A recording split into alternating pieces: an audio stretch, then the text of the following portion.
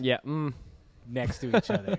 End of last round, we had 2 of our undefeated players, and just everyone was sitting on the tables watching it. But in our next round, we have what appears to be a win-in situation, I think, for Travis. So Travis over here on Phi, local player, shows up to Armories.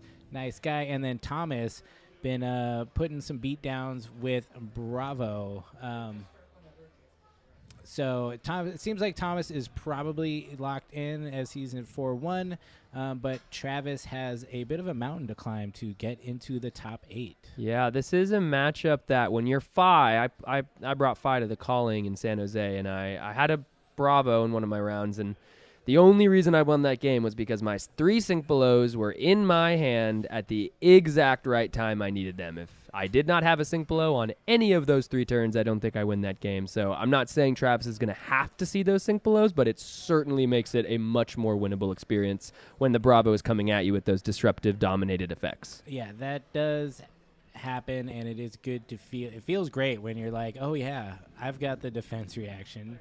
Especially, I think these days, Bravo's less reliant on his hero ability of dominating, and you can just dump your hand when you need to, and if you've got those extra defense reactions, the value is just is wonderful. So it should be an interesting match. I'm not quite sure what Thomas's list is looking like. Our last Bravo we had pretty interesting. He had he had thumps. Mm-hmm. He had what else do you have? Trying to remember. It was definitely a bit more aggressive. Oh wait, no, maybe that was an old him game. Bravo, yeah, I'm getting them mixed up. Bunch of games. Bravo. It was. God, I can't remember. I have it written down here, but you were gonna say. I was gonna say I saw a bit of Thomas playing when I was walking around the table in a Bravo mirror, and I didn't see anything that made me go, oh my God, I've never seen this out of a Bravo before. But he definitely was playing very tight. It came down to one of the last couple turns. I think he might have won it with a pulverize, just doing that last 2 points of damage. The Bravo block with his whole hand, but 14 is more than 12, so it was not enough to keep him alive. Pulverize is a disgusting card. It was round 4. We had Anthony on Icelander versus Jamaica on Bravo. Yeah, nothing too crazy, just some pummels that didn't do much, and then Anthony putting the beat down in the icy which way. So we'll see what Thomas brings here, and if he can survive the onslaught that is Phi. I don't know if we had a dice roll. Oh, no, one thing I did know is Thomas is rocking the new shield.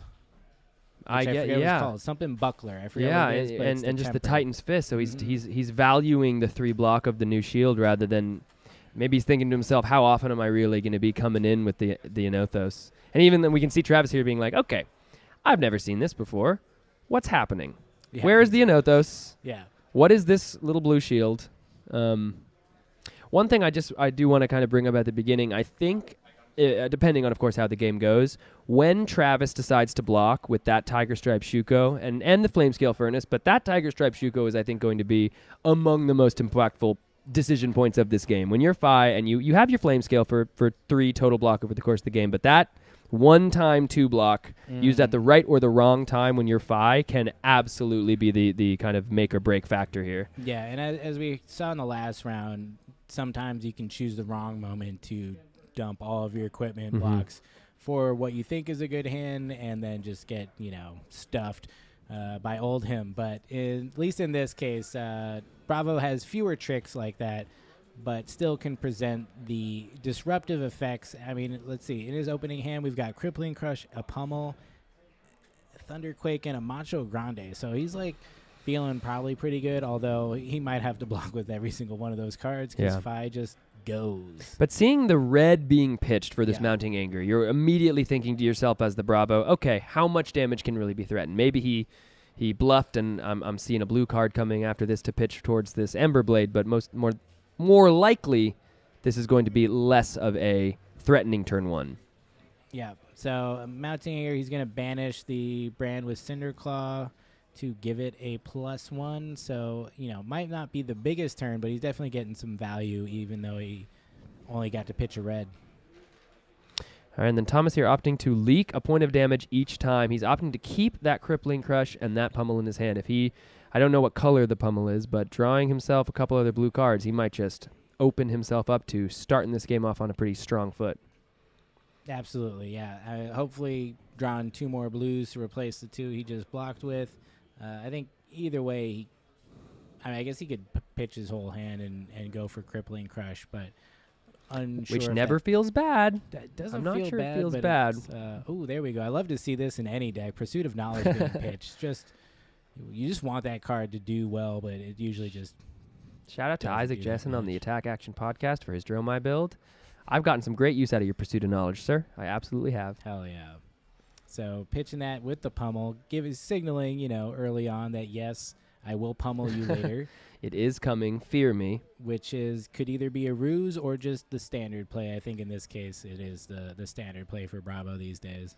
Now, the Chokeslam here saying your attacks can't get more power if you take 4 damage here. Yeah. Now, with Phi, that absolutely can be relevant. I mean, Phi's big turns are going to be on the Spreading Flames, on the Art of War turns, even your Tiger Stripe Shuko, all of these effects that are going to push the 12 to 14 damage hand into the 16, 18, 20, 30 damage hands.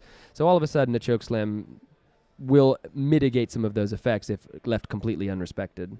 Absolutely, especially when he's got something like Lava Burst in hand. I think that's going to be, or I think he even has one in Arsenal as well from this first turn. His first turn, yeah. So, just totally undermining those cards. And it just, it's great to see cards like Chokeslam kind of come back into use. It came out, I believe, in Crucible of War. Just didn't see a lot of play, and then all of a sudden it's like, oh yeah, by the way, this is really good right now because Phi really depends on these bonus powers. So yeah, just blocking that all out. Yeah, disciplined block there from Travis. I know I've definitely gotten into the trap when I played Phi. You just feel like, why would I ever block? Yeah. Why do I ever do this? I don't ever do this. And even in this turn here, you block with most of your cards, keeping your life total high. Yes, this attack is not very threatening, but Phi is attempting to do something crazy once and maybe a half other times. It's trying to really push an enormous amount of damage, putting together a key combination of cards. So if a card like a Chokeslam is going to ruin that for you on that turn, keep your life total high, take a disciplined block, Sam, and but in this case, Travis showing why he's putting himself in the position to get into the top 8. Yeah, interesting here. Thomas also taking his time setting up for the crippling crush he has in Arsenal by creating activating Tectonic, creating a seismic surge, and then just coming in for the good old classic Command and Conquer. Absolutely. And, with 2 cards in hand, you're always wondering, is this going to go to 10 and I'm going to lose 2 cards? Yeah. So you have to wonder as well, if you are the Bravo player here as Thomas, that crippling crush in your arsenal, you have your Crown of Providence as a kind of get out of jail free card. Let me put this on the bottom and not have it stuck in my arsenal. It's one of your most powerful effects in the deck, so you're happy to have it as an option, but how worried are you of getting it stuck there without something like a Crown of Seeds to cycle it away? It's always just there. That's a possibility, but Crown is just a beautiful card in that it gives you that flexibility. I find personally it can encourage some bad behavior. Talk about bad behavior. We're getting a red pummel on the CNC. It is a tale as old as time. We're going to see Travis drop down to a much lower life total than he just was. 28. A healthy 28. Lose the card in his arsenal, lose a card in his hand, and he's going to unfortunately not be able to have the efficacy of the turn that he was looking for. Absolutely. I think he even has a sink below hand, which is just rough timing there. But, let's just get rid of this Phoenix Flame that I can just get back anyways. So, Phi having a little bit of resilience to that kind of disruption, but still not the kind of turn he was hoping for. He's losing that Lava Burst. And then I think his hand is looking a little... not too threatening. I guess, CNC is always good, but I think against a Guardian, they're just kind of like, well, I'm happy to block with 2 cards. So that's my game plan anyways. Yeah, that's what you're trying to do. We're seeing a sink below in Thomas's hand as well. That's not going to be able to be used here, but if he wants to get that crippling crush, and we're going to see him look towards the crown right away, put that crippling crush on the bottom. He's maybe finding it a little hard to get off right now, and this also makes the CNC much less threatening. There's a huge difference between 6 points of just damage versus discard your arsenal. Yeah, absolutely. The kind of insult to injury is what Command and Conquer usually does, at least before Crown was available to all of us. But yeah, Bravo just going to do Bravo things and go for and here's why. The straight-up dominated Crippling Crush. And this is why we saw that Crippling Crush go to the bottom so quickly, is because we had one ready to go in the hand. Yeah. So we've got 11 power coming in with Dominate. If 4 of this damage comes through, 2 cards are going to be discarded here from the Phi player. You only can block with 1 card in your hand. If that Sink Below made it to the arsenal, that can help you, which it's looking like it might have. And you do have the 2 block on the Furnace. So Furnace is just a huge card. It's it changes so much up for these aggressive decks to have an actual functional piece of blocking equipment that doesn't just go away when you block with it. So it makes you wonder why they won't give something like that to Rangers, but does make you think. So here we go. So we're seeing this Tiger Stripe Shuko be used.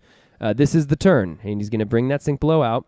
And we're going to see at the end of the game, was this the critical time? Was this the time to use that 2 block? A Dominated Crippling Crush is about as threatening as you're going to see from the Bravo side, especially when they have an arsenal left over. So we're going to see how much damage can Travis threaten here, knowing that after this point, that incremental value from the Tiger Stripe Shuko is no longer going to be a factor. Yeah. So he's got a 4-card hand, which is going to be pretty good for Phi. But, just seeing him sink a card makes me wonder if his hand wasn't quite as good as he needed it to be, or if he was missing some resources. So we'll see what he's able to come back with. But he was able to get out of the first Crippling Crush. 2 more coming. One's on the bottom at least. So unless he showtimes, that's not coming back. Probably in this game. I don't know if we're going to go to second cycle. It might be wishful thinking there. Yeah.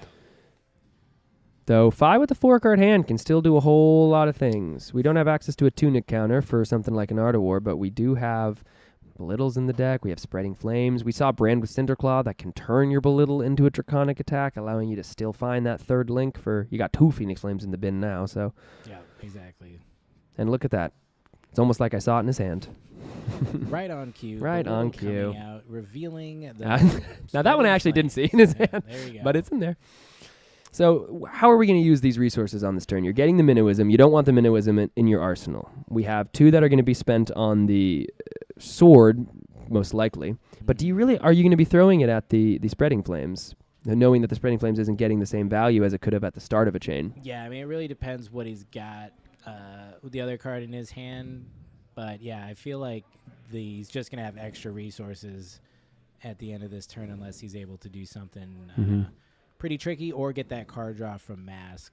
But as I always forget, before any of those decisions need to be made, they had to decide about the damage, and it looks as though Belittle was taken. And yes, he is going to go ahead and elect to throw the Spreading Flames out, signifying that there must be some Draconic attacks coming, or he's just looking to put some pressure on after that Crippling Crush, make sure the Bravo doesn't just get to come at him with full strength once again. Yeah, and Minnowism, too, allows him to kind of play around the lack of Draconic attacks on the chain and pay the extra cost to get the Phoenix Flame out, which will now get buffed by the Spreading Flames. Indeed. Unfortunately, no more Tiger Stripe, so, we'll see. Well, that's at least like 1 damage that probably he didn't get through. Saved you 2 cards on that 1 turn, but we'll see. Yeah, that's the kind of math you got to do. That's long form and probably too much for my simple brain. If there's one thing 5 players are known for, it's complicated math and really intricate turn design. That's right. Which we're seeing here from Travis. He's playing this very well, but we know that all 5 players. He's pitched 2 cards. That's crazy. So it looks as though he's going to go ahead and activate the Phi ability, spending 2 resources, allowing him to get that Minnowism back into his deck. And this is the first time we see the Steel Braid Buckler being used from Thomas to block. Yeah, really interesting choice there. I guess he's valuing the block of that more than the weapon to swing back. I think it's unlikely he's going to swing the hammer very much unless he just has to block his whole hand. But for the most part, he's focused his aggression through his attack action cards. And we do have from Travis that I just noticed, I was kind of expecting Mask of the Pouncing Lynx, but that is the Mask of Momentum there. So that Steel Braid Buckler block is going to interrupt that 3rd attack, that 3rd chain link, not drawing Travis another card here. So that's a perfect time to use the Buckler. There we go. Sink below. He's just old Guardian stuff of I like to block things. Still looking at 25 health, 4 cards in hand to come back at the Fi with. It's now on Travs to decide if this is a 0-cost attack. Lava Burst looks good here. Even, you Salt the Wound comes in for a 4. Or I guess, 4. If that is a Lava Burst, do you play towards your large combo turn as Fi, or do you arsenal it by arsenaling it, or do you play it here to get the value off of the Spreading Flames? It's an interesting choice, and it looks as though he's going to elect to arsenal. Yeah, it's hard, especially when he has 4 cards in hand. Either you're just hoping to strip more cards and not push damage, but you might just be better off holding on and setting up a 5-card turn, because he hasn't really had 5-card turns yet because of Bravo just taking cards away from him. All right, classically, another Seismic Surge is being made. Then Crush the Weak. Boom. Another great card that has come, back into all the way back. So Crush the Weak saying with the Crush effect active, it's 2 or less attack base power, or 3 or less? Ooh, I forget. It's 2 or 3. Yeah, I think it might be 3 or less. Yep. Let's say 3. I'm seeing the sign. I'm seeing the sign from our post team that it is 3 or less base power. Cannot be played if that Crush effect is active. So that Tiger Stripe is gone. The Sink Below is no longer in Arsenal. At this point, a lot of those cards are 3 or less power. So how is Travis going to try to find his way around this? Is this another block with a lot of your hand? Look towards that ever-important combo turn that can overwhelm the Bravo player? Or try to fight through it somehow with something like Mounting Anger, Blaze Headlong, the Lava Burst wouldn't work here. So, it depends. Yeah, it's looking like he's gonna block. He's grouped his 3 cards. And he's probably gonna throw at this. Them's looking like blocks. 2 snatches in there as well. Probably gonna keep one. Yep. But with so many 2 blocks in 5, it can be very difficult. At least he doesn't block great. It makes sense. Sometimes doesn't matter, but this card and the Choke Slam especially are just like really important. Almost more important than like Crippling Crush, even though Crippling Crush does like get rid of their cards, but just like nerfing their turns like this, it can just buy you the time you need to keep trying to outvalue them and push through more disruption. And this Snatch represents a card draw, but without we're going to assume that Snapdragon Scaler's in the leg piece, but without that Snapdragon Scaler's, doesn't threaten too much with the card already in your arsenal, so you have to wonder if Travis is planning to just use that Snapdragon Scaler's. Was that an actual snap? Use the Snapdragon Scaler's, hoping to draw something good that can work with the rest of his turn, or just allow it to go through, which is looking like what he elects to do here. Yeah, a Snatch when they've already got a card in arsenal. It's not that threatening. It is kind of just like, whatever, you're just going to draw your hand, I'll take 4. And Thomas coming back in, it looks like we have another dominated Crippling Crush. I would be remiss if I did not use this opportunity to point out the beautiful Marvel Bravo we have being played by Thomas. Those full art cards are so friggin' good, man. I hope it's a French version where Bravo is le flamboyant. Le flamboyant, magnifique. Which is just a great translation there. I don't know what he is in German, but I think the French one is better. Katsu, and one of them is the Vagabond, I think, in French as well, which is, that's gorgeous. How could you? Yeah. How do you not want Katsu to be the Vagabond, man? Come on. It just hits. I unfortunately opened up a case of French history packs and did not get any Marvel. It was like, I should have just bought the card I wanted for the price that I spent on all these other cards that I can't understand. But crinkling is fun. What can you say? So playing the Sink Below, but he's going to lose a couple cards, unfortunately. And so we have to. That's what you get, Fi. This one's for Blake. I'm sure he's happy to know you are championing his cause. I'll ask him. Blake. I've suffered enough at the hands of Fi and even Travis himself. It happens. Yeah. So the 2 random. That's always the really brutal part of Crippling Crush, which maybe pushes it to the OP category. Is the 2 random cards. Not knowing what you're gonna lose.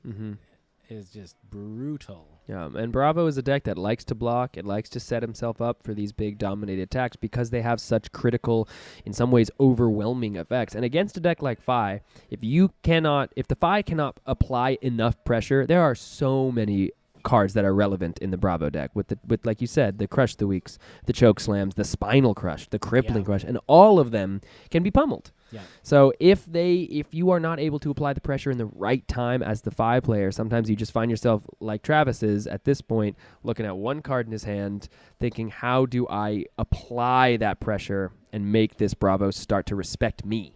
Yeah. And that's just the struggle of this matchup. It's crazy how many just assault the wound for 2. Yeah, so he was waiting on that one, wasn't he? Yeah, he was hoping to get that combo, but he's going to switch out that card and try to set up again.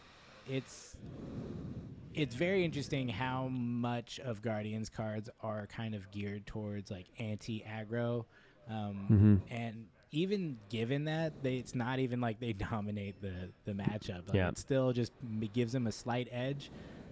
But the second they draw poorly, they don't have an attack, or they only have, red cards. Like it just undercuts them and gives the window to the aggro player to push. I mean, essentially his entire life count right now. And there is that second pummel. Travis giving a little nod of the head there, saying, if you have it, there's not much I can do about it. I can't keep blocking with these cards. They're not supposed to block. They're supposed to attack. Yeah. They don't have the block value to make this relevant, and it's looking like it's going to be tough for Travis to climb back into this one, as he has to once again discard a card to the effect of the pummel.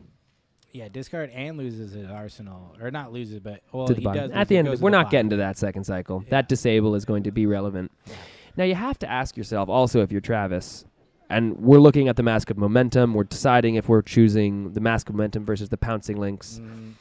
Has that mask done much threatening? The only time it threatened a trigger was off a 2-power Phoenix Flame that was easily gobbled up by the Steel Braid Buckler. Yeah. And you wonder if the Mask of the Pouncing Links could cause Thomas, or potentially cause Thomas, to worry a little more about that card, to worry about letting an attack hit so that a huge lava burst might be on the backswing. It just prevents maybe a different equation of blocking for the Bravo. Yeah, I mean, I have to assume Mask of Momentum is considered for the block. It's got 2 block, which can help out against Bravo's dominated attacks, or even just, not wanting to block with any cards. And then, and then Max, the Pouncing Links, representing more of an aggressive stance in the matchup where, you're looking to go for a combo, whether or not you have the cards in hand to do it or not. At this point, though, if you're Thomas, you're looking at that hero ability printed on your card, and you're thinking to yourself, if it's big enough, I win. He's got 3 block on his equipment. He can maybe have 3 block in his hand, sometimes not even. We've seen 2 Sync Belows now. Yeah. If you have a big enough red attack and the blues to pay for it and pay for all the costs, you're looking at a win. Yeah, it's looking a little sketchy for Travis here. Thomas just needs a good attack and a pummel on it, and he's going to take it. But it's not for sure yet, but I'd say he's got some bad luck on Thomas's side, some good luck on Travis's side. And this 4 block can just be gobbled up by the Crater Fist and the Tectonic Plating. We have no card threatening an Ancestral Empowerment or even anything kind of shenanigans on that regard. So with all that equipment block over there, perhaps he doesn't have the card he needs to dominate, to come in at the end of the game, and he just decides to value his life, value his equipment for a turn that he does. Yeah. I'm seeing a CNC in there. I'm seeing, I think, a Choke Slam. Yeah. I can't tell the color strip, but CNC looking like a good block card right now, just because there is not going to be an arsenal. But it does look like he's going to elect and use that little bit of a fridge over there, blocking with both the Tectonic Plating and the Crater Fist before this Phoenix Flame comes in for 1. Phoenix Flame coming in for a little scratch. Yep. Thomas keeping his full 5-card hand. Not representing his armor on the chain because, why would he? Well, doesn't need to expend the energy. No. He's fully in the driver's seat. Look at this man. Moving at his own pace. And as we just talked about, perhaps that hero ability is going to be enough here. Yeah. Is it? Oh, Spinal Crush. Nice. Spinal Crush. I don't think he has a pummel, but he's going to push some damage. There's no doubt about that. Travis is going to have to block. As long as he has a 3 block, And Ooh. I don't know if he does. Ooh. I see Minuism, Belittle, Flame Call. Ooh, I don't know Blocks if he for has a 3 2? block. Yeah, I Right? think Flame Call does block. So for that's 2. going to be blocking for 5, taking 4, I think. And that's looking like the end of the game. And, Thomas, clearly, he's a 4-1. He's an experienced Bravo player. He probably knew this deck does not have a lot of 3 blocks. Yeah. He played his game plan. He didn't rush. He focused on just pushing through damage. And that's going to do it, yeah. That Steel Blade Steel, Braid, Buckler. Let's go. Thank you. Yep. Really came in clutch there. And I Yeah. can see why he runs that. I would assume he runs a Nothos as well, but I'm not sure because I saw him run this package earlier in the day. I forget the matchup, though. But, yeah, GG all around. But that one